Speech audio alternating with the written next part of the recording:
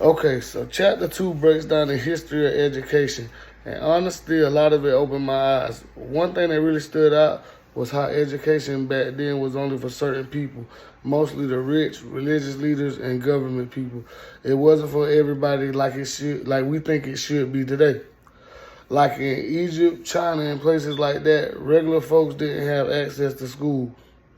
Education was all about keeping power in the hands of a few. That kind of hit me because I never thought about how school wasn't always meant to help people grow. It was more about keeping systems in place. Another thing that surprised me was how religious education was back in the day, especially during the Middle Ages. The church ran everything: schools, what you learned, and who could even go. It wasn't about finding your passion or purpose. It was about following rules and keeping people in line. And that challenged what I thought school was always meant to be. So I chose question number 3. This chapter showed me how big events and movements in history really shaped how education changed. Take the Protestant Reformation, for example.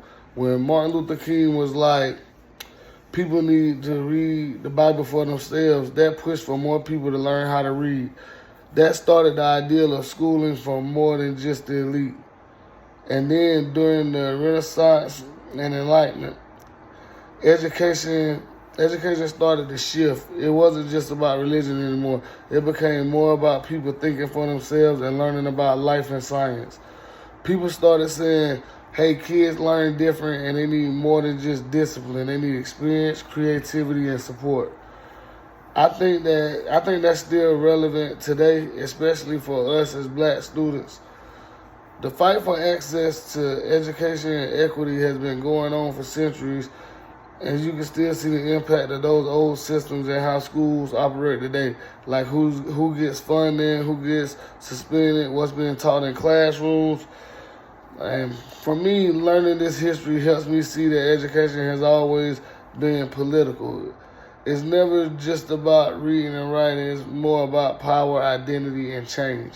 As a future educator, I want to make sure my students feel seen, heard, and supported.